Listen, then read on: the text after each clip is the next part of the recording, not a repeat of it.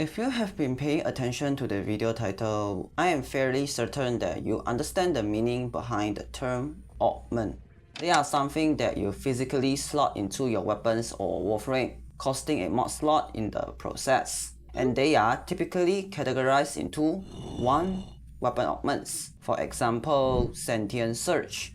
2. Warframe ability augments, for example, Reinforcing Stomp. And it is really common for discussion regarding augments to land around topics such as band-aid augments, the power of an augment, the design of augments, etc. Though none of them matters for today. Have the idea of wasted potential ever slipped past your sea of thoughts? To deem an augment being wasted potential is way harder than one would imagine. Augments that could be considered as such as Noctua Swarm, can come down to just having fixed stats on something that should be scalable. These cases are more so quote-unquote made weaker on purpose, except for the case of the star of the show today. This augment is exceptionally powerful, easily one of the greatest defensive buff. But how? How can a powerful augment be considered as wasted potential? The augment itself is never bad in the first place, unless when it does. And that is how the tragic case of Ironclad Charge unfolds. Ironclad Charge is the augment designated for Rhino Charge, Rhino's first ability. As the description suggests, striking an enemy with Rhino Charge grants you 50% armor rating for 10 seconds, and both are scalable by ability strength and ability duration. This armor rating has no limit. The more you can hit, the better the armor rating can be. But that is just the beginning. Ironclad Charge isn't just your normal armor buff increase. It is the first ever multiplicative armor buff, multiplying with the total armor value that Rhino has, including all sorts of flat value increases, say from parasitic armor, which plays well into Iron Skin, indicated by the formula on screen. Armor value affecting Iron Skin is a fact as old as time, with a factor of 2.5 times, which is multiplied by ability strength afterwards. But there is just a problem. The plus absorb enemy damage that I purposefully kept hidden until now. It is not obvious that why this part of the formula even mattered, because all I need to do is just build armor, build strength, and I will. Why? To understand the competition between both ways, one must understand what enemy damage implies first. Enemy damage is as simple as the damage that an enemy can do to you, which has its own scaling, and the damage they deal will scale along their current level, which follows a specific formula. Absorb enemy damage essentially means that the enemy damage is converted into something else. For example, Avenging Truth, where all sorts of enemy damage are stored at 50% effectiveness and is released on the next heavy attack. Same goes for Iron Skin. For the next 3 seconds, enemy damage is absorbed, which is added into the final value of armor scaling and turned into overguard. Now, do you realize where the problem lies? Enemy damage as a scaling means that no matter what, Rhino will never run out of numbers to stay even at minimum. And compare that to the armor scaling part of Iron Skin, the difference is clear. Massive amounts of armor and ability strength is needed for the armor scaling part of Iron Skin to show value. And after all of this, just to be presented with a very peculiar issue. Let me show you. Assume that you have 3 million overguard. In a level range where enemies have genuine struggle to out-sustain 30k overguard, 3 million is completely unnecessary. And when against enemies on level cap, 3 million is nothing. At this level range, few million overguard is obtained easily, and 20 million is very possible. You see the pattern now? Armor scaling, no matter how hard it tries, always lose to enemy damage scaling, whether it is cost effectiveness or its max potential.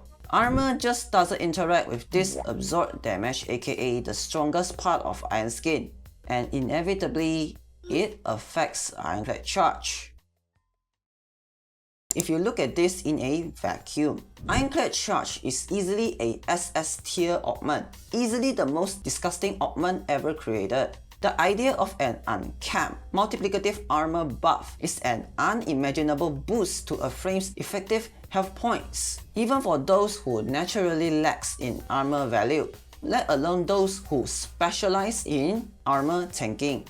Remember, the second ever ability that gives multiplicative armor buff, aka Oberon's renewal, is stuck at 100% max, or 2 times total armor for himself.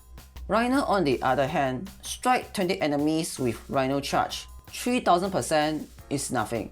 Like, just imagine this on Chroma, imagine this on Corvex, imagine Valkyria's passive is this instead of Death Gate. The potential is endless for any of the health tanks, but the reality is, it was on Rhino.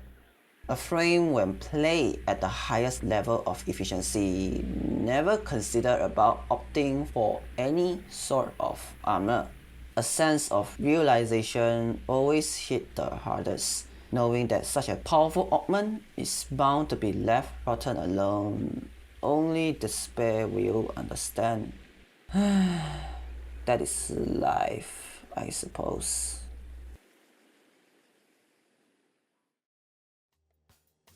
Before I start throwing out my suggestion, I understand that some people just love to see big numbers on Iron Skin and some may find this fun.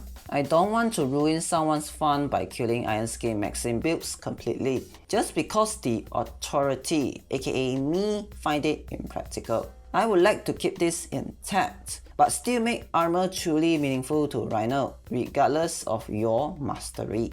And it will start with his passive getting a new effect. Periodically, landing with great momentum or after a double jump triggers a 10-meter shockwave. Every shockwave trigger, enemy fire and Rhino Charge builds his resilience up to plus 500 armor. Raw grants 40% of the max value on cats. Armor decays slowly after 3 seconds, but pause when Rhino Stomp is active. The passive is simple. It is there to establish the foundation for what's to come, while tying some loose ends up. Now, let's talk about Iron Skin. Instead of letting it just impact the initial 3 seconds of Iron Skin by making it affect enemy damage, I would instead make this a constant effect that benefits the overguard part of Iron Skin by giving damage reduction that scales only with armor. For every 50 armor point, Iron Skin sustains 1% less damage, up to 50%. Casting Rhino Stomp doubles the damage reduction gained temporarily. This addition is to incentivize proactive maintenance and dedicated investment if one wishes to gain access to damage reduction on Iron Skin. It provides Ironclad Charge a clear purpose, and thus prevent it from losing all its value the moment when the armor scaling of Iron Skin is ignored, aka the issue where Ironclad Charge suffers from. Well, that is all I had to say for today. In my heart, I wish Ironclad Charge can have more purpose. As it currently stands, it serves to only help one setup, and that setup nowadays is immensely outshined. And that is before I talk about the mysterious and irresistible green beam for most Rhino players out there. Today's changes are not meant to push Rhino any further in terms of strength, but to make armor as a whole become something meaningful. Something that Rhino will greatly appreciate no matter what. Power is just a byproduct. Anyways, I will be seeing you all in the next video. Goodbye.